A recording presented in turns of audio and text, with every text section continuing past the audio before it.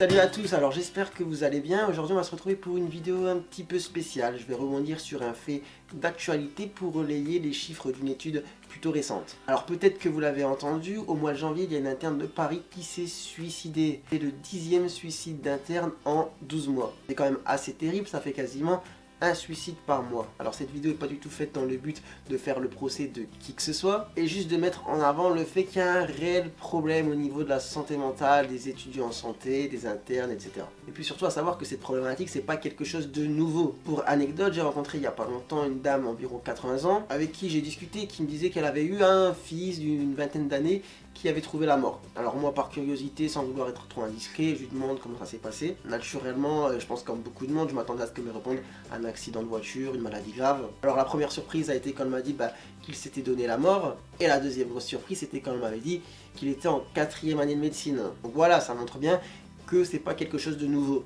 Puis surtout, on m'a dit que c'était un garçon sans histoire, très studieux, très gentil, visage très doux, qui montrait en tout cas pas en apparence qu'il avait des gros problèmes. Et je pense que c'est ça qui est dangereux, c'est que forcément ces personnes ne se baladent pas avec une étiquette sur le front, je ne vais pas bien, je vais sauter par la fenêtre. Et de ce fait, sans forcément le savoir, on se retrouve avec beaucoup de monde autour de nous qui se sentent mal dans leur peau sans qu'on le sache forcément.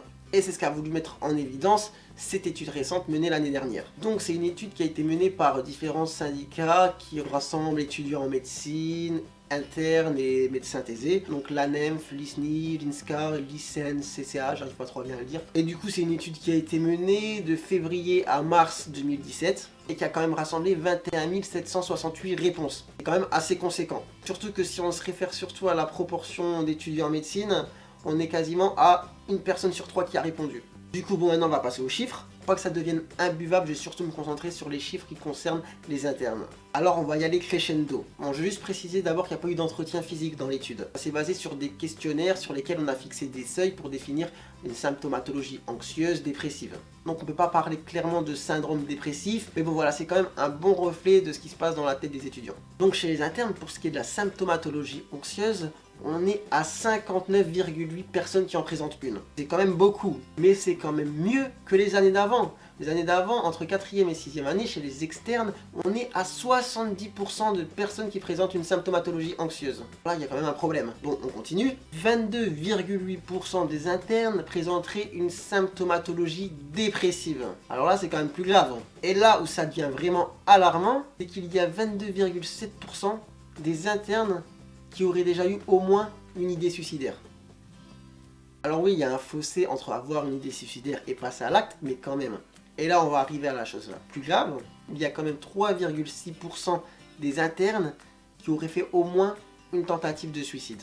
Sachant que du coup, je vous l'ai dit tout à l'heure, sur l'année dernière, il y en a 10 pour lesquels, voilà, ça s'est pas bien terminé. Voilà, donc tout ça ce sont des chiffres quand même alarmants qui montrent qu'il y a un vrai problème au niveau de la santé mentale des étudiants en santé. Et que l'autre problème, c'est que ça ne se voit pas forcément. Donc je ne saurais que vous conseiller d'être vigilant, de faire attention les uns aux autres. Et de parfois faire attention sans être parano aux petits signes qui peuvent parfois paraître anodins mais qui sont parfois des cris d'alarme. Et pour ceux qui ne se sentent vraiment pas bien mais qui n'arrivent pas à en parler ni à leurs proches, ni à leurs co-internes et qui sont enfermés un peu dans leur désespoir, sachez qu'il y a des structures qui ont été conçues pour ça. Donc il y a SOS Interne, malheureusement qui n'existe pas dans toutes les régions, mais je sais qu'il y en a à Paris, à Grenoble, à Caen. Donc c'est une structure avec une adresse mail à laquelle vous pouvez envoyer un message et normalement dans les 48 heures, il y a quelqu'un qui vous appelle pour avoir un entretien avec vous et qui par la suite peut vous rediriger vers des structures particulières.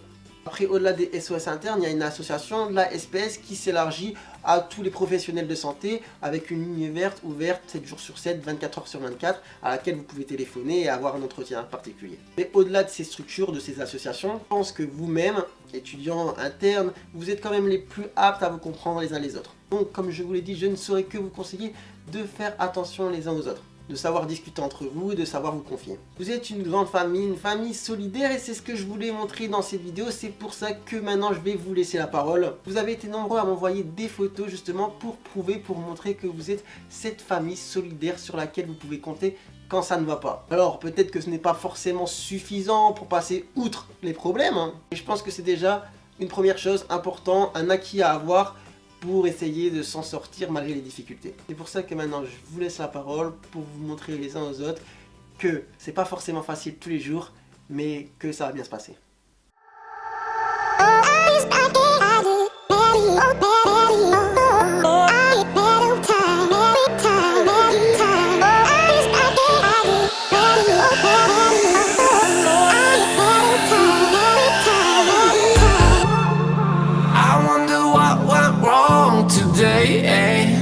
Why do I feel like I linger? Linger between the words to say the words to remember. Now we're here to take control over your body and over your soul. We're gonna take back everything and lose it all. Lose it all. Lose it